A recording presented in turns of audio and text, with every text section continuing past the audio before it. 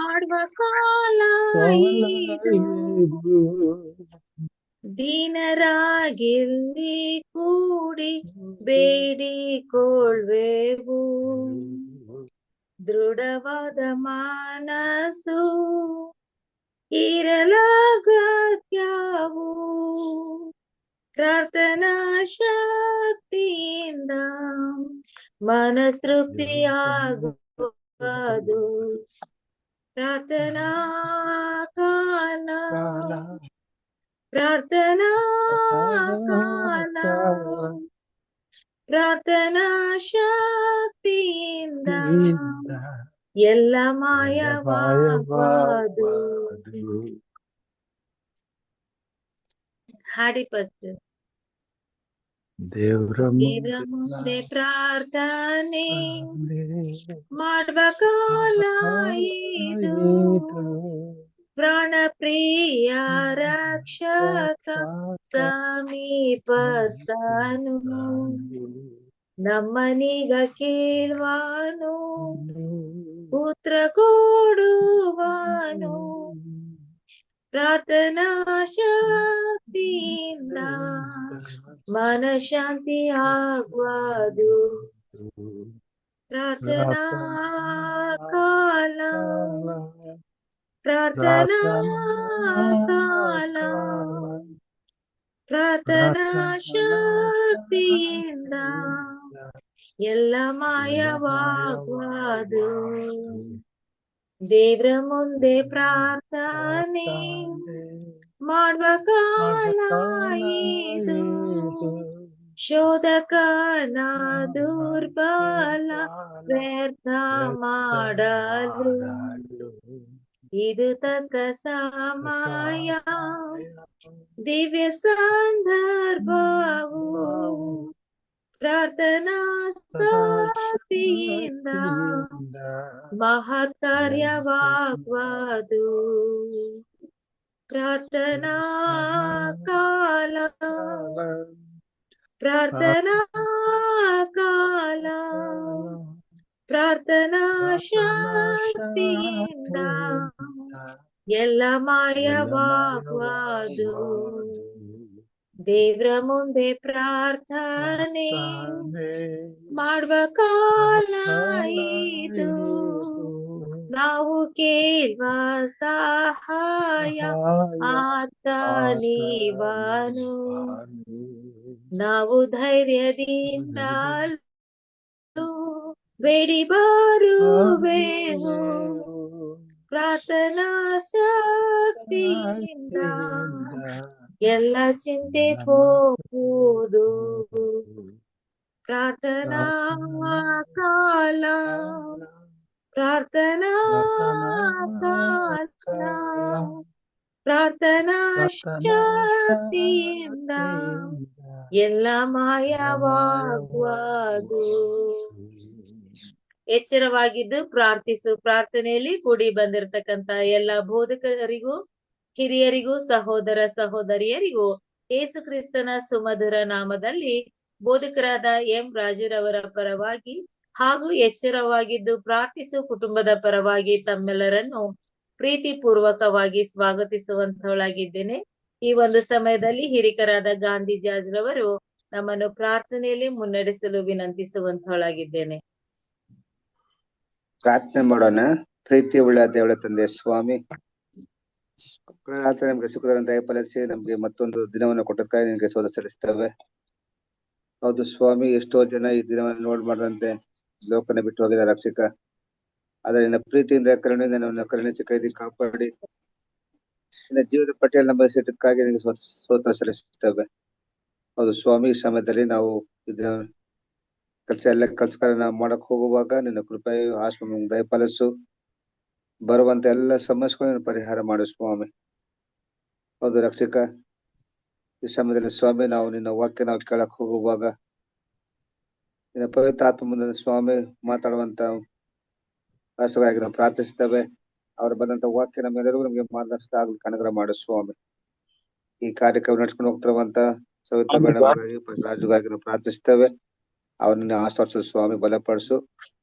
ಮತ್ತು ರಕ್ಷಕ, ಇವತ್ತು ಶುಕ್ರವಾರ ಸ್ವಾಮಿ ನಾವು ಸಬ್ಬತ್ಕಾಗಿ ನಾವು ತಯಾರು ಮಾಡಕ್ ಹೋಗುವಾಗ ನಿನ್ನ ಕೃಪೆ ಆಶ್ರಮ ನಮ್ಗೆ ಬೇಡ್ಕೊಳ್ತೇವೆ. ಖಂಡಿತವಾಗಿ ಈ ಸಮಯ ನಮ್ಮ ಸಣ್ಣ ಪ್ರಾರ್ಥನೆ ಕೇಳಿ ಈ ಕೂಟ ನಡೆಸಿ ಬಲಪಡಿಸಿ ಮಹಿಮೆ ಹೊಂದಲಿಕ್ಕೆ ಅನುಗ್ರಹ ಮಾಡು ಸ್ವಾಮಿ. ಹೌದು ರಕ್ಷಕ, ನಾವು ಅಂತ್ಯಕಾಲ ನಾವು ಜೀವಿಸ್ತಿರುವಾಗ ನೀನು ಒಬ್ಬನೇ ನಮ್ಗೆ ಸಹಾಯಕನ ಬೇಡ್ಕೊಳ್ತೀವಿ ಸ್ವಾಮಿ. ಯಾಕಂದ್ರೆ ನೀನು ಬೇಗನೆ ಬರುವಂತ ಕರ್ತನಾಗಿದೆಯಾ, ಆ ಚಿಂತನೆ ಮಾಡಿಸು ಸ್ವಾಮಿ.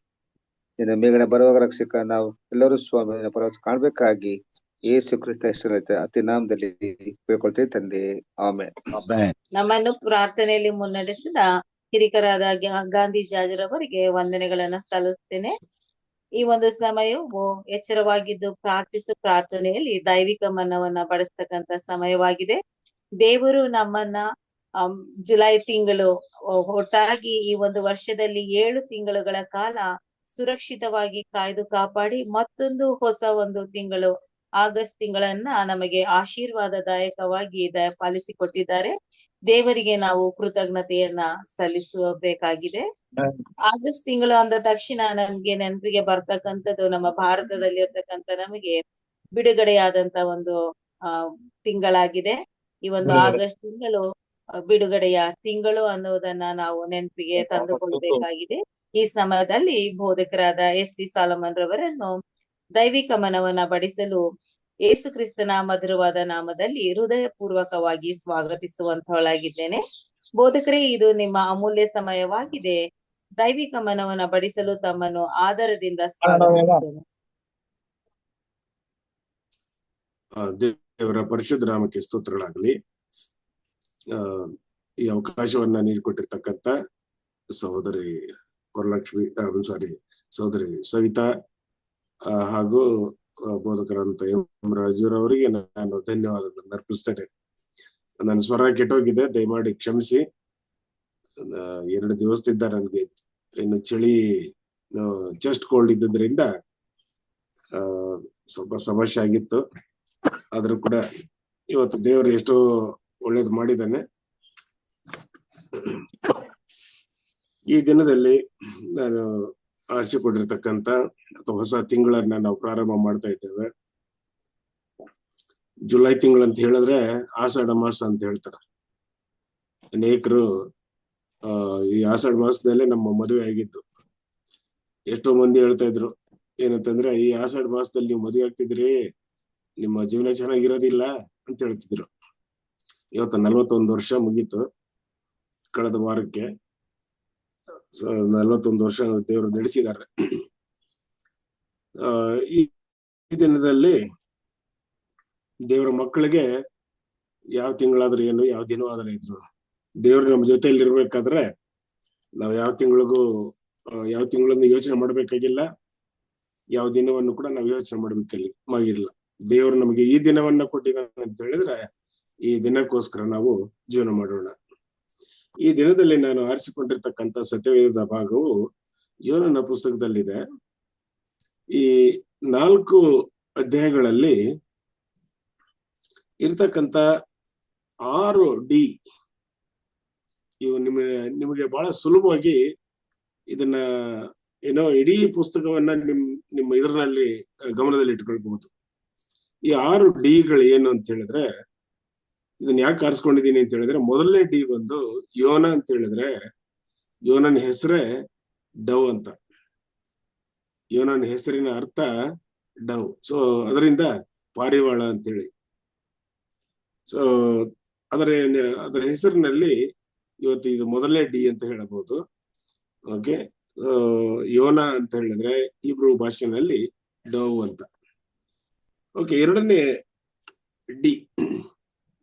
ಓಕೆ, ನಿಮಗೆ ಚರಿತ್ರೆಗಳು ಇದು ಚೆನ್ನಾಗಿ ಗೊತ್ತಿದೆ, ಇದನ್ನ ಬಹಳಷ್ಟು ಸಾರಿ ಅಧ್ಯಯನ ಮಾಡಿರ್ತೇವೆ.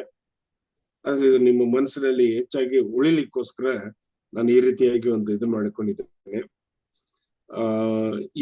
3ನೇ ವಚನದಲ್ಲಿ ಹೇಳ್ತದೆ, ಆದರೆ ಯೋನನು ಯೆಹೋವನ ಸನ್ನಿಧಿಗೆ ತಪ್ಪಿಸಿಕೊಳ್ಳುವ ಹಾಗೆ ತಾರ್ಷೀಷಿಗೆ ಓಡಿ ಹೋಗಬೇಕೆಂದು ಹೊರಟು ಯೋಪಕ್ಕೆ ಇಳಿದು ಅಲ್ಲಿ ತಾರ್ಷೀಷಿಗೆ ತೆರಳುವ ಹಡಗುಗಳನ್ನು ಕಂಡು ಬಾಡಿಗೆ ಕೊಟ್ಟು ಯೆಹೋವನ ಸನ್ನಿಧಿಯಿಂದ ತಾರ್ಷೀಷಿಗೆ ಪ್ರಯಾಣ ಮಾಡಬೇಕೆಂದಿದ್ದನು. ನೋಡಿ, ಇಲ್ಲಿ ಇದು ಸೆಕೆಂಡ್ ಡಿ ಅಂತ ಹೇಳ್ಬೇಕಾದ್ರೆ ಡಿಸೊಬೀಡಿಯನ್ಸ್. ಇಲ್ಲಿ ದೇವರು ಹೇಳಿರ್ತಕ್ಕಂಥದ್ದು, ನೀನು ಎದ್ದು ನಿನಗೆ ಒಂದು ಸಂದೇಶವನ್ನು ಕೊಟ್ಟಿದ್ದೇನೆ, ಸಂದೇಶವನ್ನು ತಂದಿದ್ದೇನೆ, ಈ ಸಂದೇಶವನ್ನ ನೀನು ನಿನಿವೆ ಪಟ್ಟಣಕ್ಕೆ ನೀನು ಹೇಳಬೇಕು. ನಿನಿವೆ ಪಟ್ಟಣದ ಬಗ್ಗೆ ನಿಮ್ಗೆ ಇನ್ನೂ ಹೆಚ್ಚಾಗಿ ನಹೂಮ್ ಪುಸ್ತಕದಲ್ಲಿ ನಮ್ಗೆ ದೇವರು ಯಾಕೆ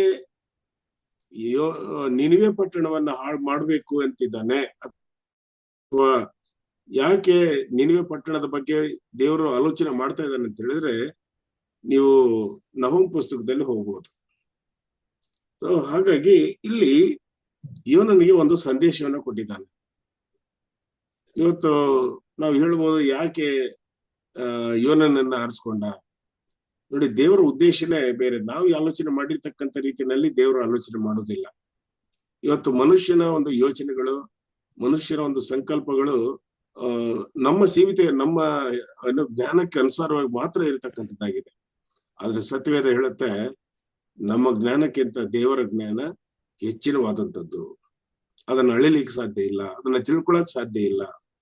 ಹಾಗಾಗಿ ಇವನಿಗೆ ಒಂದು ಸಂದೇಶವನ್ನು ಕೊಟ್ಟು ನೀನು ನಿನಿವೆಗೆ ಹೋಗು ಅಂತ ಹೇಳಿದ್ರೆ ಈ ಮನುಷ್ಯ ಏನ್ ಮಾಡ್ತಾ ಇದ್ದಾನೆ, ತಾರ್ಷೀಷಿಗೆ ಹೋಗ್ಲಿಕ್ಕೆ ಯೋಚನೆ ಮಾಡ್ತಾನೆ. ಸೊ ಇದು ಮೊದಲನೇ ಡಿ, ಹಿ ಡಿಸೊಬೇಡ್ ಗಾಡ್. ಇದು ಮೂರನೇ ಡಿ, ಮುಂದಿನ ವಚನ ಹೇಳುತ್ತೆ,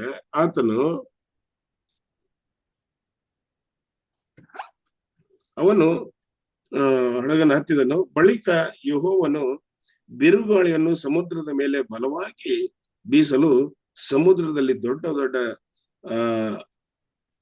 ತುಫಾನು ಎದ್ದು ಹಡಗು ಒಡೆದು ಹೋಗುವ ಹಾಗಾಯಿತು. ನೋಡಿ, ಇದು ಮೂರನೇ ಡಿ ಅಂತ ಹೇಳ್ಬೋದು. ಮೂರನೇ ಡಿ ಅಂತ ಹೇಳಿದ್ರೆ ಈ ಬ್ರಿಂಗ್ಸ್ ಡಿಸಾಸ್ಟರ್. ನೋಡಿ, ಯಾವತ್ತಿದ್ರು ಕೂಡ ನಾವು ಇನ್ನೊಂದು ಸಾರಿ ನಾನು ಯಾವಾಗಲೂ ಅನುಕೂಲ ಆದಾಗ ನಾನೊಂದು ಈಗಾಗಲೇ ಸಿದ್ಧಪಡಿಸ್ಕೊಂಡಿದ್ದೇನೆ, ಅದನ್ನ ನಾನು ಹಂಚ್ಕೊಳ್ತೇನೆ. ಅನುಕೂಲ ಯಾವಾಗ ನನಗೆ ನನ್ನ ಟರ್ನ್ ಬರುತ್ತೆ ಅವತ್ತು ನಾನು ಹಂಚ್ಕೊಳ್ತೇನೆ ವಿಷಯನ. ಬಹಳ ಚೆನ್ನಾಗಿದೆ. ಇಲ್ಲಿ ಅನೇಕ ಸಾರಿ ನಮ್ಮ ಆಲೋಚನೆಗಳು, ನಾವು ಏನು ಯೋಚನೆ ಮಾಡಿರ್ತೀವಿ, ನಮ್ಮ ಆಲೋಚನೆಯಂತೆ ನಾವು ಹೋದ್ರೆ ಇದನ್ನೇ ನಾವು ಕಾಣೋದು, ಡಿಸಾಸ್ಟರ್ಸ್. ನಾವು ಯಾವಾಗ ದೇವರ ಆಲೋಚನೆಯಂತೆ ಹೋಗ್ತೇವೆ, ದೇವರು ಉದ್ದೇಶಿಸ್ತಕ್ಕಂಥ ಅಥವಾ ದೇವರಿಗೆ ವಿಧೇಯರಾಗಿ ದೇವರ ಮಾತನ್ನ ನಾವು ಕೇಳೋದಾದ್ರೆ ನಮ್ಗೆ ಈ ಡಿಸಾಸ್ಟರ್ಗಳು ಬರೋದಿಲ್ಲ. ನೀವು ಆಲೋಚನೆ ಮಾಡಿ, ಎಷ್ಟು ದೇವರು ಎಷ್ಟು ನಿನಿವೆ ಪಟ್ಟಣ ಬಗ್ಗೆ ಆತನ ಎಷ್ಟು ಕಾಳಜಿ ಇದೆ. ಆ ಕಾಳಜಿಗೋಸ್ಕರವಾಗಿ ಇಲ್ಲಿ ಯೋನನನ್ನ ಆರಿಸ್ಕೊಂಡಿದ್ದಾನೆ. ಯೋನನು ಈಗ ಹೋಗಿ ಈ ಸಂದೇಶವನ್ನ ಆ ಸ್ಥಳಕ್ಕೆ ಮುಟ್ಟಿಸ್ಬೇಕು. ಆದ್ರೆ ಇವನು ತಪ್ಪಿಸ್ಕೊಂಡು ಹೋಗ್ತಾ ಇದ್ದಾನೆ. ಯೋಪಾಗಿ ಹೋಗಿ ಯೋಪದಿಂದ ತಾರ್ಷೀಸಿಗೆ ಹೋಗ್ಬೇಕೆಂಬುದಾಗಿ ಹೋಗ್ತಾನೆ. ಎರಡನೇದಾಗಿ ಅಲ್ಲಿ ನೋಡ್ತಾವೆ, ಆತನು ಈ ಬ್ರಿಂಗ್ಸ್ ಡಿಸಾಸ್ಟರ್. ನೋಡಿ, ಇದು ಬಹಳಷ್ಟು ತೊಂದರೆನ ಉಂಟು ಮಾಡತಕ್ಕಂಥದ್ದಾಯ್ತು. ಯಾಕೆ ಬೇಕಾಗಿತ್ತು? ಈ brings disaster upon his own self. ತನ್ನ ಮೇಲೇನೆ ಈ ಒಂದು ದುರಂತವನ್ನ ಆತನು ತಂದು ಅಥವಾ ಇವನೇ ಅನುಕೂಲವಾಗಿದ್ದಾನೆ. ಸೊ ಹಾಗಾಗಿ ಇಲ್ಲಿ ಅದು ಚರಿತ್ರೆ ನಿಮ್ಗೆ ಎಲ್ರಿಗೂ ಕೂಡ ಚೆನ್ನಾಗಿ ಗೊತ್ತಿದೆ. ಅದು ನಾನು ಆಳವಾಗಿ ಹೋಗ್ಲಿಕ್ಕೆ ಹೋಗೋದಿಲ್ಲ. ಇದೊಂದು ನಿಮ್ಮ ಥಾಟ್. ಇವತ್ತಿನ ದಿವಸದಲ್ಲಿ ಹೊಸ ತಿಂಗಳಾಗಿರೋದ್ರಿಂದ ಈ ಒಂದು ಥಾಟ್ ನಿಮ್ಮಲ್ಲಿ ಯಾವಾಗ್ಲೂ ಕೂಡ ಇರಲಿ ಅಂತ ಹೇಳಿ ನಾನು ಇದನ್ನ ಆರಿಸ್ಕೊಂಡಿದ್ದೇನೆ. ಆಮೇಲೆ 17ನೇ ವಚನಕ್ಕೆ ಬಂದಾಗ ಅಲ್ಲಿ ಇನ್ನೊಂದು ಡಿ ಇದೆ ನೋಡಿ. ಆತನು ಇತ್ತ ಯೋನನನ್ನು ನುಂಗಲು ಯೆಹೋವನು ಒಂದು ದೊಡ್ಡ ಮೀನಿಗೆ ಅಪ್ಪಣೆ ಮಾಡಿದನು. ಯೋನನು 3 ದಿನ ಹಗಲಿರುಳನ್ನು ಆ ಮೀನಿನ ಹೊಟ್ಟೆಯೊಳಗೆ ಇದ್ದನು. ನೋಡಿ, ಗಾಡ್ ಡೆಲಿವರ್ಸ್.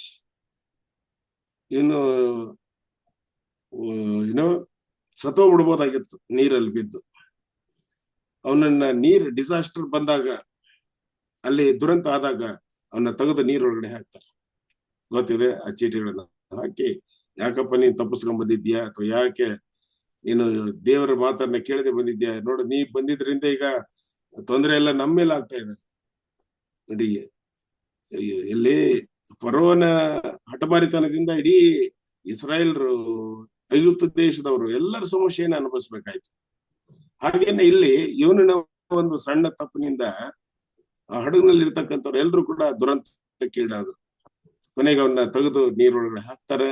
ಅಲ್ಲಿ ದೇವ್ರು ನೋಡಿ ಸುಮ್ಮನೆ ಬಿಡ್ಲಿಲ್ಲ, ಅದನ್ನ ಅಲ್ಲೂ ಕೂಡ ಆತನನ್ನ ರಕ್ಷಣೆ ಮಾಡ್ತಾನೆ. ದೇವರು ಒಂದು ಮೀನನ್ನ ಆತನನ್ನ ನುಂಗಲು ಅಪ್ಪಣೆ ಕೊಟ್ಟಿರ್ತಾನೆ. So he delivers Jonah from being drowned into the water. ಅಂದ್ರೆ ನೀರಿನಲ್ಲಿ ಆತನ ಮುಳುಗಿ ಹೋಗದಂತೆ ಆತನನ್ನ ರಕ್ಷಿಸ್ತಾನೆ ಎಂಬುದಾಗಿ ನಾವು ನೋಡ್ತೇವೆ.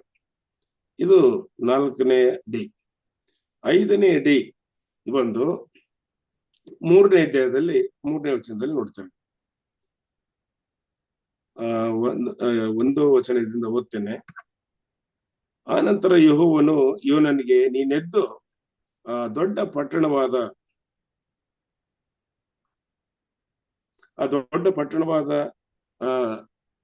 ಯೋನನಿಗೆ, ನೀನೆದ್ದು ಆ ದೊಡ್ಡ ಪಟ್ಟಣವಾದ ನಿನಿವೆಗೆ ಹೋಗಿ ನಾನು ನಿನಗೆ ಪ್ರಕಟಿಸಿದ್ದನ್ನು ಅಲ್ಲಿ ಸಾರು ಎಂದು 2ನೇ ಸಲ ಅಪ್ಪಣೆ ಮಾಡಿದ್ದನ್ನು.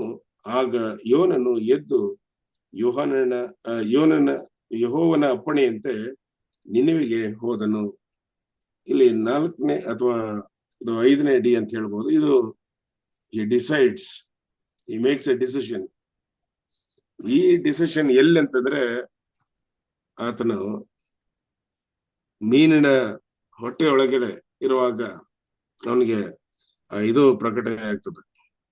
ನೀನ್ ಎದ್ದು ಏನ್ ಮಾಡು, ನಿನಿವೆ ಪಟ್ಟಣಕ್ಕೆ ನೀನು ಹೋಗು. He makes a decision. Nineveh ಪಟ್ಟಣಕ್ಕೆ ಹೋಗಲು ಆತನು ಮೀನಿನ ಹೊಟ್ಟೆ ಒಳಗಡೆ ಇದ್ದಾಗ ಆತನ ತೀರ್ಮಾನ ಮಾಡ್ತಾನೆ. ಪ್ರಿಯರೇ, ಈ ವಚನವನ್ನ ನಾವು ಅನೇಕ ಸಾರಿ ನಾವು ಯೋಚನೆ ಮಾಡುವಾಗ ದೇವರು ನಮಗೆ ಅವಕಾಶಗಳನ್ನ ಕೊಡ್ತಾನೆ. ಆ ಅವಕಾಶಗಳನ್ನ ನಾವು ಸರಿಯಾದಂತ ರೀತಿಯಲ್ಲಿ ಉಪಯೋಗಿಸದೆ ಹೋದ್ರೆ ಏನಾಗುತ್ತೆ, ನಾವು ಸಮಸ್ಯೆಗಳಿಗೆ ಒಳಗಾಗ್ತೇವೆ. ಇಂಥ ಸಮಸ್ಯೆಗಳನ್ನ ನಾವು ಯಾಕೆ ನಮ್ಮ ಜೀವಿತದಲ್ಲಿ ನಾವು ಬರಮಾಡ್ಕೊಳ್ತೇವೆ ಎಂಬುದಾಗಿ ನೋಡುವಾಗ ಇದು ಸೈತಾನನ ಒಂದು ಪ್ರೇರಣೆ ಅಂತ ನಾವು ಹೇಳ್ಬೋದು. ಅದರಿಂದ ಇಲ್ಲಿ ಸೈತಾನನು ಯೋನನನ್ನ ತನ್ನ ವಶಕ್ಕೆ ತೆಗೆದುಕೊಳ್ಳೋದಕ್ಕೆ ಮೊದಲೇ ದೇವರು ಏನ್ ಮಾಡಿದಾನೆ, ಯೋನನನ್ನ ತನ್ನ ವಶಕ್ಕಾಗ್ಲೇ ತೆಗೆದುಕೊಂಡ್ಬಿಟ್ಟಿದ್ದಾನೆ. ಅವನು ಎಲ್ಲಿ ಹೋದ್ರು ಅವನ್ನ ಬಿಡ್ತಾ ಇಲ್ಲ. ಅವನು ತಾರ್ಷಿಷಿಗೆ ಹೋಗ್ಬೇಕಂದ, ಅಲ್ಲೂ ಬಿಡ್ಲಿಲ್ಲ. ಮೀನು ಸಮುದ್ರದ ಒಳಗಡೆ ಹಾಕಿದ್ರು ಅಲ್ಲೂ ಬಿಡ್ಲಿಲ್ಲ. ಸ್ವಾಮಿ ಅವನ್ನ ರಕ್ಷಣೆ ಮಾಡಿದ. ಇಲ್ಲೂ ಕೂಡ ನಾವು ನೋಡ್ತೇವೆ, ಆ ಮೀನಿನ ಹೊಟ್ಟೆ ಒಳಗಡೆಗೆ ಆತನು ತೀರ್ಮಾನ ಮಾಡ್ತಾನೆ. ಹೌದು, ನಾನು ಯೆಹೋವನ ಮಾತಿನಂತೆನೆ ನಾನು ಮಾಡಬೇಕು. ಹಿ ಡಿಸೈಡ್ಸ್ ಟು ಗೋ ಟು ನಿನಿವೆ. ಪ್ರಿಯ ದೇವಜನರೇ, ಇಲ್ಲಿ ನಾವು ಅನೇಕ ಸಾರಿ ಯೋಚನೆ ಮಾಡಬಹುದು, ದೇವರು ಯಾವ ರೀತಿಯಾಗಿ ರಕ್ಷಣೆ ಯೋಜನೆಯನ್ನ ನಿನಿವೆ ಪಟ್ಟಣಕ್ಕೆ ಇಟ್ಟಿದ್ನು ಎಂಬುದಾಗಿ. ನಾವು ಅದ್ರ ಬಗ್ಗೆ ಕಳೆದ ತ್ರೈಮಾಸಿಕದಲ್ಲಿ ನಾವು ಕಲ್ತಿದ್ದೇವೆ. ನಹೂಮ್ ಪುಸ್ತಕದಲ್ಲಿ ನೀವು ನೋಡಿ, ಅದ್ರಲ್ಲಿ ಎಷ್ಟು ಅದರ ಪಾಪ ಹೇಗಿತ್ತು.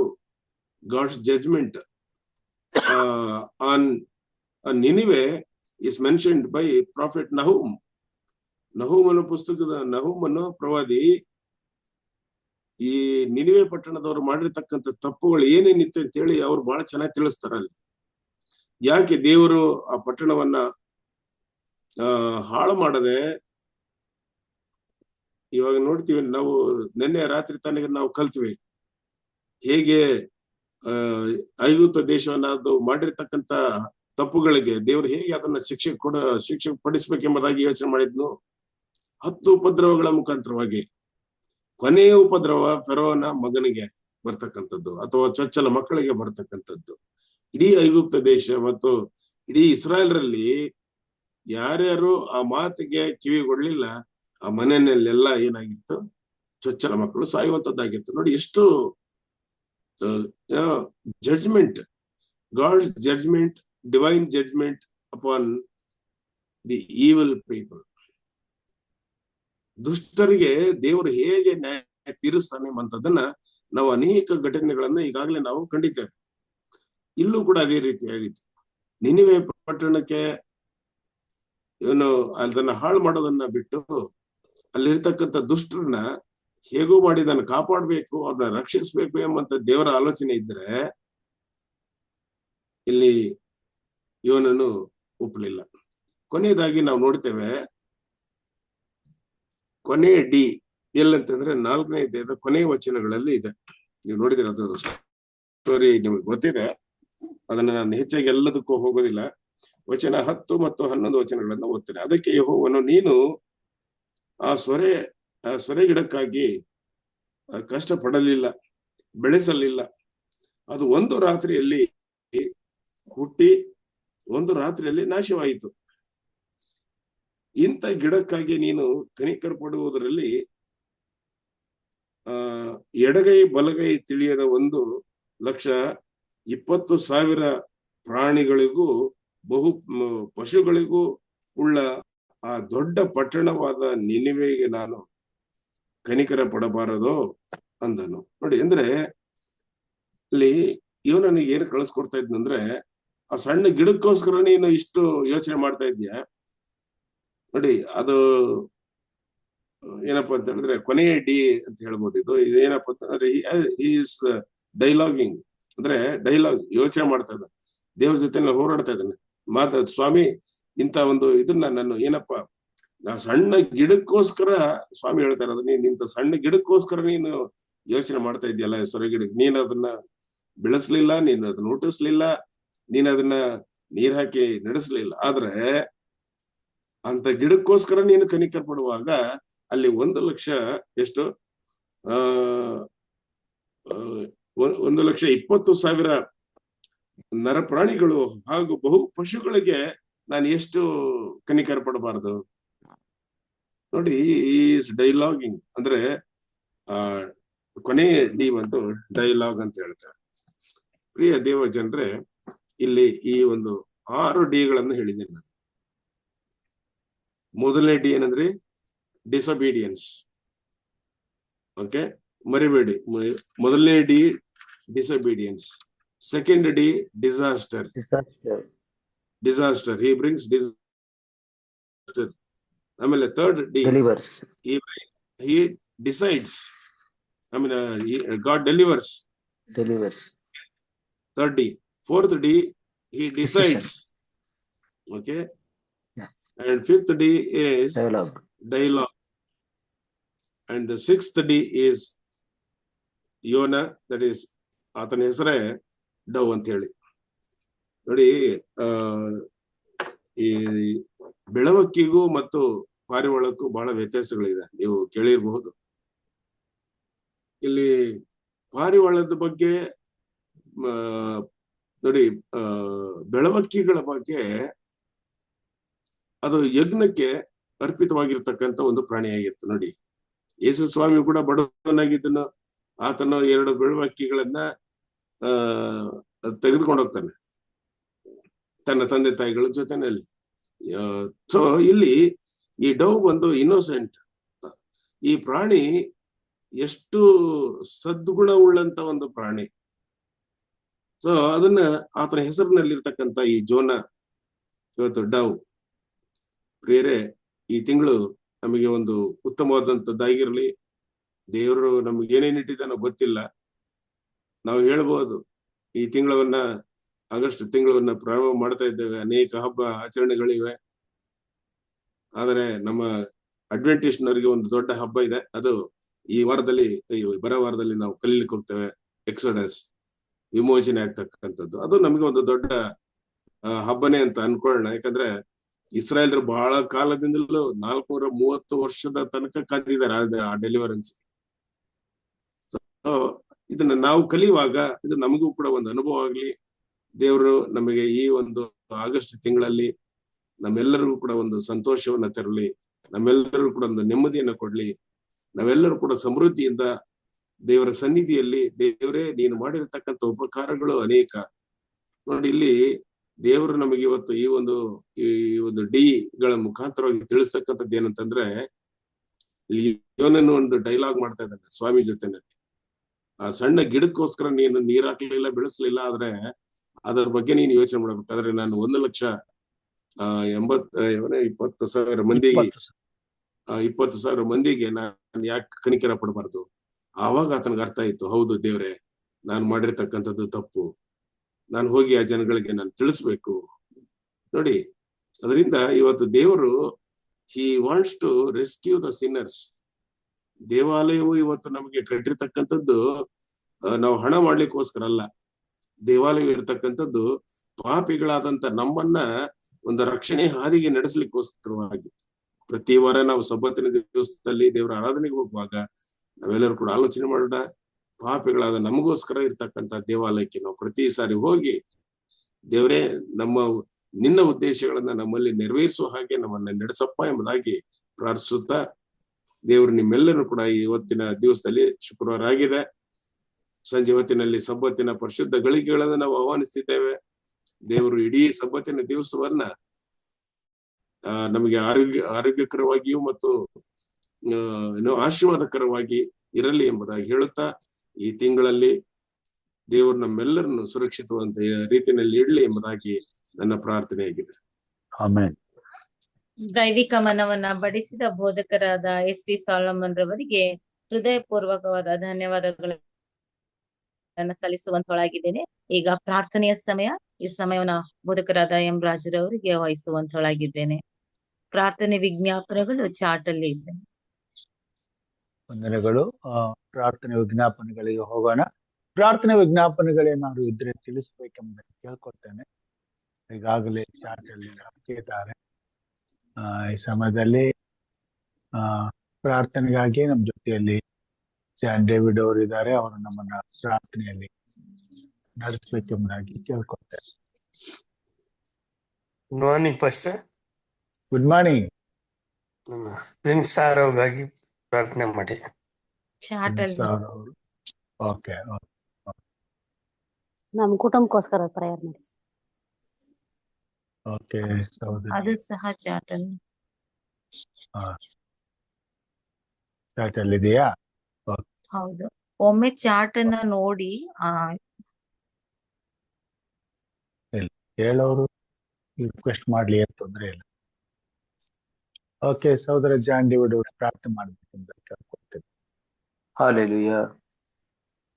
ಪರಿಶುದ್ಧನು ನಮ್ಮೆಲ್ಲರ ಕುರುಬನಾದ ಪರಲೋಕದ ನಮ್ಮ ತಂದೆ, ನಿನಗೆ ಸ್ತೋತ್ರವನ್ನು ಸಲ್ಲಿಸ್ತೇನೆ.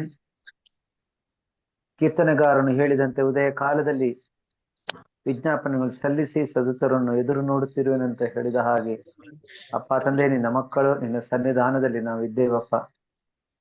ನಮ್ಮ ದೇವರು ನಮ್ಮ ಪ್ರಾರ್ಥನೆಯನ್ನು ಕೇಳುವ ದೇವರು, ಪ್ರಾರ್ಥನೆಯನ್ನು ಕೇಳಿ ಸದುತರನ್ನು ಕೊಡುವ ದೇವರೇ, ನಿನಗೆ ಸ್ತೋತ್ರ.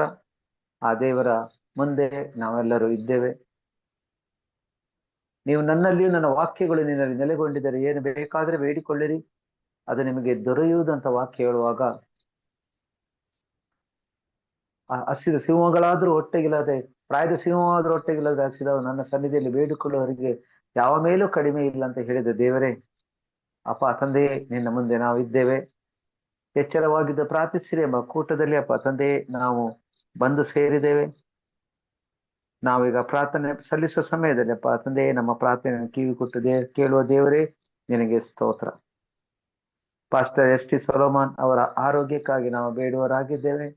ಅಪ್ಪ ತಂದೆ, ನಿನ್ನ ಸೇವಕರು, ಹೌದಪ್ಪ ತಂದೆ, ಅವರಿಗೆ ಆರೋಗ್ಯದ ಒಂದು ಕಮ್ಮಿ ಇರುವಾಗ ಅಪ್ಪ ತಂದೆ, ನೀನು ಮುಟ್ಟಿ ಎಲ್ಲ ಬಾಧೆಗಳಿಂದ ಗುಣಪಡಿಸಬೇಕೆಂದು ನಿನ್ನಲ್ಲಿ ಬೇಡಿಕೊಳ್ಳುತ್ತೇನೆ. ಅವರ ಜೀವಿತದಲ್ಲಿ ನೀನು ಒಂದು ಮಾತನ್ನ ಮಾತನಾಡಪ್ಪ, ಸಂಪೂರ್ಣವಾಗಿ ಅಪ್ಪ ತಂದೆ ಅವರನ್ನು ಗುಣಪಡಿಸಿ ಅಪ್ಪ ತಂದೆ, ನಿನ್ನ ನಾಮದ ಮಹಿಮೆಗೋಸ್ಕರ ಅವರನ್ನು ಉಪಯೋಗಿಸಿರುವುದಕ್ಕಾಗಿ ಸ್ತೋತ್ರ.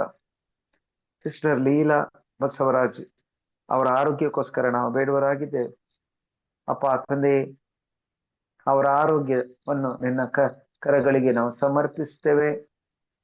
ಅವರ ಜೀವಿತದಲ್ಲಿ ಅಪ್ಪ ತಂದೆ ನೀನು ಕಾರ್ಯ ಮಾಡಬೇಕಪ್ಪ. ಇದೇ ಕ್ಷಣದಲ್ಲಿ ಅಪ್ಪ ನಾವು ಪ್ರಾರ್ಥನೆ ಮಾಡುವ ಸಂದರ್ಭದಲ್ಲಿ ನೀನು ಅವರ ಜೊತೆ ಇದ್ದು ನೀನು ಅವರನ್ನು ಮುಟ್ಟಬೇಕು, ಅವರ ಜೀವಿತದಲ್ಲಿ ಒಂದು ಮಾತನ್ನು ಮಾತನಾಡಬೇಕಂತ ನಾನು ಬೇಡಿಕೊಳ್ಳುತ್ತೇನಪ್ಪ ತಂದೆ, ನಿನಗೆ ಸ್ತೋತ್ರ. ಪಾಸ್ಟರ್ ಲೋಕೇಶ್ ಅವರ ಹೆಲ್ತ್ ಹಾಗೆ ಅವರ ಫ್ಯಾಮಿಲಿ ಮತ್ತ ಗ್ರ್ಯಾಂಡ್ ಸನ್ ಪ್ರಿನ್ಸ್ ಅವರಿಗೋಸ್ಕರ ನಾವು ಬೇಡುವರಾಗಿದ್ದೇವೆ. ಸ್ಪಿರಿಚುವಲ್ ಗ್ರೋತ್ಗೋಸ್ಕರ ಅವರು ಕೇಳ್ಕೊಂಡಿದ್ದಾರಪ್ಪ ತಂದೆ. ಅವರನ್ನಪ್ಪ ತಂದೆ ನೀನಪ್ಪ ತಂದೆ, ನೀನು ಅವರ ಜೀವಿತದಲ್ಲಿ ಮಾತನಾಡುವಪ್ಪ ತಂದೆ. ಅವರ ಆರೋಗ್ಯವನ್ನು ನಿನ್ನ ಕರೆಗಳಿಗೆ ಸಮರ್ಪಿಸ್ತೇನೆ. ಒಳ್ಳೆ ಆರೋಗ್ಯವನ್ನು ಕೊಟ್ಟು ನಡೆಸು. ನಿನ್ನ ಸೇವೆ ಮಾಡುವಂತಹ ಸಂದರ್ಭದಲ್ಲಿ ಅಪ್ಪ ತಂದೆ ಅವರು ಬಿತ್ತುವಂತಹ ಬೀಜವು 30ರಷ್ಟು 60ರಷ್ಟು 100ರಷ್ಟು ಪ್ರತಿಫಲ ಕೊಡಲಿ ಅಂತ ನಿನ್ನೆ ಬೇಡಿಕೊಳ್ಳುತ್ತೇನೆ. ಹಾಗೆ ಅಪ್ಪ ತಂದೆ ನಾವು ಬೇಡುವರಾಗಿದೆ ಗ್ರ್ಯಾಂಡ್ ಸನ್ ಪ್ರಿನ್ಸ್ ಅವರಿಗೋಸ್ಕರ ಸಹ ನಾವು ಬೇಡುವರಾಗಿದ್ದೇವಪ್ಪ ತಂದೆ. ನಿನ್ನ ನಾಮದ ಮಹಿಮೆಗೋಸ್ಕರ ಅವರನ್ನು ಉಪಯೋಗಿಸುವಂತ ಬೇಡುತ್ತೇನೆ. ಮುನೀಸ್ ಹೆಲ್ತ್ ಅಂಡ್ ಇಸ್ ಫ್ಯಾಮಿಲಿ ಅವರಿಗೋಸ್ಕರ ನಾವು ಬೇಡುವರಾಗಿದ್ದೇವಪ್ಪ ತಂದೆ. ಮುನೀಸ್ನ ಆರೋಗ್ಯಕ್ಕೋಸ್ಕರ ಪ್ರಾರ್ಥನೆ ಮಾಡಿರಿ ಅಂತ ಅವರು ಕೇಳಿಕೊಳ್ಳುವಾಗ ದೇವರೇ ಈ ಪ್ರಾರ್ಥನೆಯನ್ನಪ್ಪ ತಂದೆ ಲಾಲಿಸು. ಅವರಿಗೆ ಒಳ್ಳೆ ಆರೋಗ್ಯವನ್ನು ಕೊಟ್ಟು ನಡೆಸು ಅಂತ ನಿನ್ನೆ ಬೇಡಿಕೊಳ್ಳುತ್ತೇನೆ. ಅವರ ಕುಟುಂಬದಲ್ಲಿ ಅಪ್ಪ ತಂದೆ ಹೌದಪ್ಪ ನಿನ್ನ ಆರೋಗ್ಯವು ಎಲ್ಲರ ಮೇಲೆ ಇಳಿದು ಬರಲಿ. ಶುಭ ಕೃಪೆಯವರನ್ನು ಹಿಂಬಾಲಿಸಲಿ ಅಂತ ಬೇಡಿಕೊಳ್ಳುತ್ತೇನೆ ಅಪ್ಪ ತಂದೆ. ಹಾಗೆ ಅಪ್ಪ ನಮ್ಮ ಕುಟುಂಬದ ಬಗ್ಗೆ ನಾವು ಪ್ರಾರ್ಥನೆ ಮಾಡುವವರಾಗಿದ್ದೇವೆ. ನಮ್ಮ ಕುಟುಂಬವನ್ನು ನಿನ್ನ ಕರೆಗಳಿಗೆ ಸಮರ್ಪಿಸ್ತೇನೆ. ನಾನು ನನ್ನ ಕುಟುಂಬವು ಯೆಹೋವನನ್ನೇ ಸೇವಿಸುವಂತ ಹೌದಪ್ಪ ತಂದೆ. ನಿನ್ನ ರಾಜ್ಯದಲ್ಲಿ ಅಪ್ಪ ತಂದೆ ಬೆಳೆಯುವ ಹಾಗೆ ನಮ್ಮ ಮಕ್ಕಳನ್ನು ನೀನು ಬಲಪಡಿಸಬೇಕು, ನನ್ನನ್ನು ಬಲಪಡಿಸಬೇಕು ಅಂತ ನಿನ್ನಲ್ಲಿ ಬೇಡಿಕೊಳ್ಳುತ್ತೇನೆ. ಈ ಒಂದು ಕತ್ತಲೆ ಲೋಕದಲ್ಲಿ ಬೆಳಕಿನ ಮಕ್ಕಳಾಗಿ ಜೀವಿಸಲು ನಿನ್ನ ವಾಕ್ಯವನ್ನು ಹಿಡಿದುಕೊಂಡು ಅಪ್ಪ ತಂದೆ ಜಯಭರಿತವಾದ ಜೀವಿತವನ್ನು ಜೀವಿಸಲು ನೀನು ನಮಗೆ ಕೃಪೆಯನ್ನು ಕೊಡಬೇಕು. ನಮ್ಮನ್ನು ಕರುಣಿಸುವಂತೆ ನಿನ್ನಲ್ಲಿ ಬೇಡಿಕೊಳ್ಳುತ್ತೇನೆ. ಹಾಗೆ ಕಣ್ಣಿನ ಆರೋಗ್ಯಕ್ಕೋಸ್ಕರ ನಾನು ಬೇಡುವವರಾಗಿದ್ದೇನೆ. ಯೇಸುವಿನ ಭಾಷಣಗಳಿಂದ ನಮಗೆ ಗುಣವಾಯಿತು ಈ ಕಣ್ಣಪ್ಪ ತಂದೆಯೇ. ನೀನು ಮುಟ್ಟಿ ಅಪ್ಪ ತಂದೆ ಇದರಲ್ಲಿ ನಾನು ನೋಡುವಾಗೆ ನೀನು ನಡೆಸುವಂತ ಬೇಡುತ್ತೇನೆ. ಹಾಗೆ ಮನಿ ಶರೋಮನಿ ಸಾಮ್ವೆಲ್ ಡಿ ಪುಟ್ಟಸುಬ್ಬು ಅವರ ಆರೋಗ್ಯ ರಿಕವರಿಗೋಸ್ಕರ ನಾವು ಬೇಡುವರಾಗಿದ್ದೇವಪ್ಪ ತಂದೆ. ಅವರನ್ನು ಎಲ್ಲಾ ರೀತಿಯಲ್ಲಿ ಅಪ್ಪ ತಂದೆ ನೀನು ನಡೆಸಬೇಕು. ಒಳ್ಳೆಯ ಆರೋಗ್ಯವನ್ನು ಕೊಟ್ಟು ನಡೆಸುವಂತ ನಿನ್ನಲ್ಲಿ ಬೇಡಿಕೊಳ್ಳುತ್ತೇನೆ ರಾಜ. ನಿನಗೆ ಸ್ತೋತ್ರವಾಗಲಿ. ಹಾಗೆ ರವಿ ಬಳ್ಳಾರಿ ಫ್ಯಾಮಿಲಿ ಹಾಗೆ ಅವರ ತಾಯಿಯ ಹೆಲ್ತಿಗೋಸ್ಕರ ಮತ್ತು ಅವರ ಬಿಸ್ನೆಸ್ಗೋಸ್ಕರ ನಾವು ಬೇಡುವರಾಗಿದ್ದೇವಪ್ಪ ತಂದೆ. ಅವರನ್ನ ಅಪ್ಪ ತಂದೆ ಅವರ ಬಿಸ್ನೆಸ್ ಅನ್ನಪ್ಪ ಅಭಿವೃದ್ಧಿಗೊಳಿಸು. ಆರ್ಥಿಕ ಪರಿಸ್ಥಿತಿಯನ್ನಪ್ಪ ತಂದೆ ನೀನಪ್ಪ ತಂದೆ ನೀನು ಅದು ಅವರನ್ನು ಆರ್ಥಿಕ ಪರಿಸ್ಥಿತಿಯಲ್ಲಿ ನೀನು ಆಶೀರ್ವದಿಸುವಂತ ನಿನ್ನಲ್ಲಿ ಬೇಡಿಕೊಳ್ಳುತ್ತೇನೆ ರಾಜ. ನಿನಗೆ ಸ್ತೋತ್ರವಾಗ್ಲಿ. ಅವರ ಕುಟುಂಬಕ್ಕೋಸ್ಕರ ನಾವು ಪ್ರಾರ್ಥನೆ ಮಾಡುವವರಾಗಿದ್ದೇವೆ. ಆ ತಾಯಿಯ ಹೆಲ್ತಿಗೋಸ್ಕರ ಬೇಡುವರಾಗಿದ್ದೇವೆ ಅಪ್ಪ ತಂದೆ. ನೀನು ಮುಟ್ಟಿ ಎಲ್ಲ ಬಾಧೆಗಳನ್ನು ಗುಣಪಡಿಸು, ಸ್ವಸ್ಥಪಡಿಸುವಂತ ನಿನ್ನಲ್ಲಿ ಬೇಡಿಕೊಳ್ಳುತ್ತೇನೆ ತಂದೆ. ನಿನಗೆ ಸ್ತೋತ್ರವಾಗಲಿ. ಹಾಗೆ ನಾವು ಬೇಡುವವರಾಗಿದ್ದೇವೆ. ಯೂತ್ ಪ್ರೋಗ್ರಾಮ್ ಈ ಮಂತ್ ಅಲ್ಲಿ pray for the youth program in the month of November ಅಲ್ಲಿ ಅಪ್ಪ ತಂದೆ ಒಂದು ಪ್ರೇಯರ್ ಪ್ರೋಗ್ರಾಮ್ ಅಪ್ಪ ಒಂದು ಹೌದಪ್ಪ ತಂದೆ. ಸೇವಕರು ಇಡಲಿಕ್ಕೆಪ್ಪ ಯೋಚನೆ ಮಾಡುವಂತ ಸಂದರ್ಭದಲ್ಲಿ ಅದರ ಎಲ್ಲಾ ಅನುಕೂಲತೆಗಳು ಒದಗಿ ಬರಬೇಕು. ಏನು ಕಮ್ಮಿ ಇದೆಯಪ್ಪ ತಂದೆ ಅಲ್ಲಿ ನೀನು ತುಂಬಿಸಬೇಕೆಂದು ನಿನ್ನಲ್ಲಿ ಬೇಡಿಕೊಳ್ಳುತ್ತೇನೆ. ಅದೊಂದು ಎಲ್ಲರಿಗೂ ಒಂದು ಲಾಭದಾಯಕ, ಎಲ್ಲರಿಗೂ ಒಂದು ಬಿಡುಗಡೆ ಕೊಡುವಂತಹ ಒಂದು ಪ್ರೋಗ್ರಾಮ್ ಆಗಲಿ. ನಡೆಸುವಂತಹ ಎಲ್ಲ ಸೇವಕರನ್ನು ವಿಶೇಷವಾಗಿ ನೀನು ಆಶೀರ್ವದಿಸುವಂತ ನಿನ್ನಲ್ಲಿ ಬೇಡಿಕೊಳ್ಳುತ್ತೇನೆ ಅಪ್ಪ ತಂದೆ. ಹಾಗೆ ಈ ಒಂದು ಝೂಮ್ ಮೀಟಿಂಗ್ ಅಲ್ಲಿ ಬಂದು ಸೇರಿದಂತ ಎಲ್ಲರನ್ನು ಹೆಸರಾಗಿ ಅಪ್ಪ ತಂದೆ ನಿನ್ನ ಹತ್ರ ಮೊರೆ ಇಡುವರಾಗಿದ್ದಾರೆ. ಎಲ್ಲರಪ್ಪ ತಂದೆ ನಾವು ಬೆಳಿಗ್ಗೆ ಎದ್ದು ಉದಯ ಕಾಲದಲ್ಲಿ ನಿನ್ನ ಸನ್ನಿಧಾನದಲ್ಲಿ ನಾವು ಕೂತ್ಕೊಳ್ಳುವಾಗ ಅಪ್ಪ ತಂದೆ ನಾವಾಗಿ ಬರಲಿಲ್ಲಪ್ಪ, ನೀವು ನಮ್ಮನ್ನು ಎಬ್ಬಿಸಿ ನೀನು ಕರೆದುಕೊಂಡು ಬಂದು ಅನುದಿನದ ಮನ್ನವನ್ನು ನೀನು ಕೊಡ್ತಾ ಇದೆಯಾ. ನಮಗೆ ಸ್ತೋತ್ರ. ಅದೊಂದು 6D ಅದರ ಬಗ್ಗೆ ಅಪ್ಪ ತಂದೆ ನಮಗೆ ಸೇವಕರು ಹೇಳುವಂತ ಸಂದರ್ಭದಲ್ಲಿ ನಮ್ಮ ಜೀವಿತದಲ್ಲಿ ಅಪ್ಪ ತಂದೆ ಏನು ಎಲ್ಲ ಬೇಕಾಗಿದೆ ಅಪ್ಪ ತಂದೆ. ಅದು ಯೋನನು ಏನೆಲ್ಲ ಮಾಡಿದನು, ದೇವರ ಸ್ವರಕ್ಕೆ ಅವನು ಕಿವಿ ಕೊಡದೆ ಅವನು ಬೇರೆ ಜಾಗಕ್ಕೆ ಹೋಗುವ ಸಂದರ್ಭದಲ್ಲಿ ನೀನು ಪುನಃ ಅವರನ್ನು ತಿರುಗಿ ಒಂದು ಮೀನಿನ ಹೊಟ್ಟೆಯೊಳಗಿಂದ ಪುನಃ ನೀನು ಕರೆದುಕೊಂಡು ಬಂದು ನಿನ್ನ ಯೋಜನೆ ನೆರವೇರಿಸಿದಕ್ಕಾಗಿ ಹೌದಪ್ಪ. ಹಾಗೆಯಪ್ಪ ನಮ್ಮನ್ನಪ್ಪ ತಂದೆ ನಮ್ಮನ್ನು ಜಗತ್ತೋತ್ಪತ್ತಿಗೆ ಮುಂಚೆ ನೀನು ಆರಿಸಿಕೊಂಡಿದ್ದ. ಆದರೆ ಅಪ್ಪ ತಂದೆ ನಮ್ಮ ಜೀವಿತದಲ್ಲಿ ಒಂದು ಉದ್ದೇಶವನ್ನು ನೀನು ಇಟ್ಟಿದ್ಯಾ. ಆ ಉದ್ದೇಶ ಪರಿಪೂರ್ಣ ಆಗುವಾಗಪ್ಪ ತಂದೆ ನೀನೇ ನಮ್ಮ ಜೀವಿತದಲ್ಲಿ ಕಾರ್ಯ ಮಾಡಬೇಕಂತ ನೀನು ಬೇಡಿಕೊಳ್ಳುತ್ತೇನೆ ಅಪ್ಪ ತಂದೆ. ಅವಕಾಶಗಳು ನಮಗೆ ಒದಗಿ ಬರಲಿ ಅಂತ ಬೇಡುತ್ತೇನಪ್ಪ ತಂದೆ. ಹೌದಪ್ಪ ತಂದೆ, ನಿನ್ನ ಚಿತ್ತವನ್ನು ನೆರವೇರಿಸುವುದಕ್ಕೆ ಅಪ್ಪ ತಂದೆ, ನಾವು ನಮ್ಮನ್ನು ಈಗೋ ಈ ಉದಯ ಕಾಲದಲ್ಲಿ ನಮ್ಮ ಎಲ್ಲರನ್ನು ನಾವು ಅಪ್ಪ ತಂದೆ ನಾವು ಸಮರ್ಪಿಸಿ ನಿನಗೆ ನಿನ್ನ ಕರಗಳಿಗೆ ಸಮರ್ಪಿಸಿದ್ದೇವೆ. ಇವತ್ತಿನ ದಿವಸದಲ್ಲಿ ಒಂದು ಮಾತನ್ನಾದರೂ ನಾವು ಬೇರೆಯವರಿಗೆ ಹೇಳುವ ಹಾಗೆ ಅವರನ್ನಪ್ಪ ತಂದೆ ನಮ್ಮ ಮುಂದೆ ನೀನು ಧರಿಸಬೇಕು, ಹಾಗೆ ಅವಕಾಶಗಳನ್ನು ಕೊಡಬೇಕು ನೀನು ಬೇಡಿಕೊಳ್ಳುತ್ತೀನಿ. ಒಂದು ದಿವಸದಲ್ಲಿ ಕೇಳಿದಂತೆ ಎಲ್ಲ ವಾಕ್ಯಗಳನ್ನು ಮೆಲುಕು ಹಾಕುತ್ತಾ ಆ ವಾಕ್ಯಗಳು ನಮ್ಮ ಜೀವಿತದಲ್ಲಿ ಜೀರ್ಣಿಸಿಕೊಂಡು ಅದಕ್ಕೋಸ್ಕರ ಜೀವಿಸುವ ಹಾಗೆ ಈ ಕೊನೆ ಕಾಲದಲ್ಲಿ ನಮ್ಮನ್ನು ನಡೆಸುವಂತೆ ನಿನ್ನಲ್ಲಿ ಬೇಡಿಕೊಳ್ಳುತ್ತೇನೆ. ಎಲ್ಲ ಘನಮಾನ ಮಹಿಮೆ ನಿನಗೆ ಸಲ್ಲಿಸಿ ಈ ಪ್ರಾರ್ಥನೆಗಳನ್ನು ನಜರೇತಿನ ಯೇಸು ಕ್ರಿಸ್ತ ನಾಮದಲ್ಲಿ ಬೇಡಿದ್ದೇನೆ ತಂದೆ, ಆಮೆನ್.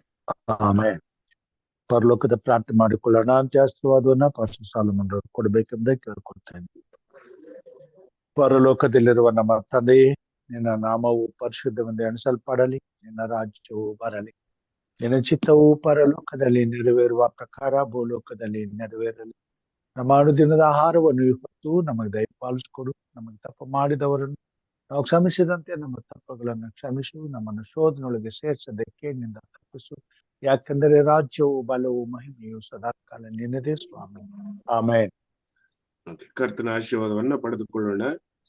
ಈಗ ನಮ್ಮ ಕರ್ತನಾದ ಯೇಸು ಕ್ರಿಸ್ತನ ಕೃಪೆಯು, ತಂದೆಯಾದ ದೇವರ ಪ್ರೀತಿಯು, ಪವಿತ್ರಾತ್ಮನ ಅನ್ಯೋನ್ಯತೆ, ಐಕ್ಯತೆ, ಶಾಂತಿ, ಸಮಾಧಾನವು ಈ ಝೂಮ್ ಮಾಧ್ಯಮದಲ್ಲಿ ಈ ಮೊದಲನೇ ತಿಂಗಳ ಅಥವಾ ಈ ಒಂದು ತಿಂಗಳಿನ ಮೊದಲನೇ ದಿವಸದಿಂದ ಸ್ವಾಮಿ ಈ ಆಗಸ್ಟ್ ತಿಂಗಳ ಪ್ರಾರಂಭದ ದಿನದಿಂದ ಹಿಡಿದು ಈ ತಿಂಗಳು ಗತಿಸಿ ಹೋಗುವ ತನಕ ನಮ್ಮನ್ನ ನಿನ್ನ ವಿಶೇಷವಾದ ಕೃಪಾ ಆಶೀರ್ವಾದಗಳಲ್ಲಿ ನಡೆಸು. ಹಾಗೂ ಮಾತ್ರವಲ್ಲ ಸ್ವಾಮಿ, ಈ ಝೂಮ್ ಮಾಧ್ಯಮದಲ್ಲಿ ನಿನ್ನ ವಾಕ್ಯವನ್ನು ಕೇಳಲು ಬಂದಿರುವಂತ ಪ್ರತಿಯೊಬ್ಬ ನಿನ್ನ ಮಕ್ಕಳ ಮೇಲೆಯೂ, ಹಾಗೂ ಕೂಟಗಳಂತ ಮುಂಜಾನೆ ಹಾಗೂ ಸಂಜೆ ಆಯೋಜಿಸ್ತಕ್ಕಂಥ ಬೋಧಕರಂತ ಎಂ ರಾಜುರವರ ಮೇಲೆಯೂ, ಹಾಗೂ ಪ್ರತಿಯೊಂದು ವಿಜ್ಞಾಪನೆಗಳ ಮೇಲೆಯೂ ನಿನ್ನ ವಿಶೇಷವಾದಂತ ಆಶೀರ್ವಾದ ನಿತ್ಯ ನಿರಂತರಕ್ಕೂ ನಮ್ಮೆಲ್ಲರ ಮೇಲೆ ನೆಲೆಯಾಗಿರ್ಲಿ ಸ್ವಾಮಿ. ಆಮೇನ್. ಆಮೇನ್. ಆಮೇನ್. ಆಮೇನ್. ಎಚ್ಚರವಾಗಿದ್ದು ಪ್ರಾರ್ಥಿಸು ಪ್ರಾರ್ಥನೆಯಲ್ಲಿ ದೈವಿಕ ಮನ್ನವನ್ನ ಬಡಿಸಿದ ಬೋಧಕರಾದ ಎಸ್ ಟಿ ಸಾಲಮನ್ ರವರಿಗೂ, ಪ್ರಾರಂಭದ ಹಾಗೂ ಅಂತ್ಯದ ಪ್ರಾರ್ಥನೆಯನ್ನ ಮಾಡಿದ ಹಿರಿಕರಿಗೂ, ಕುಟುಂಬದಲ್ಲಿ ಕೂಡಿ ಬಂದಿರತಕ್ಕಂತ ತಮ್ಮೆಲ್ಲರಿಗೂ ಹೃದಯ ಪೂರ್ವಕವಾದ ಧನ್ಯವಾದಗಳು. ನಾವೆಲ್ಲರೂ ಈ ದಿನವು ಸಬ್ಬತ್ ದಿನಕ್ಕೆ ತಯಾರಾಗ್ತಕ್ಕಂಥ ದಿನವಾಗಿದೆ. ಸಬ್ಬತ್ತಿಗೆ ನಾವೆಲ್ಲರೂ ಸಿದ್ಧರಾಗುವ. ಎಲ್ಲರಿಗೂ ಬೆಳಗಿನ ಮುಂಜಾನೆಯ ಶುಭೋದಯ. Amen. Thank you pastor. Thank you. ಈ ಕಾರ್ಯಕ್ರಮವನ್ನು ನಡೆಸಿಕೊಡ್ತಕ್ಕಂತ ಸಹೋದರಿ ಸವಿತಾ ಅವ್ರಿಗೂ ಕೂಡ ವಂದನೆಗಳನ್ನು ಸಲ್ಲಿಸ್ತೇನೆ. ಕರ್ತನು ನಿಮ್ಮೊಂದಿಗೆ ಇರಲಿ.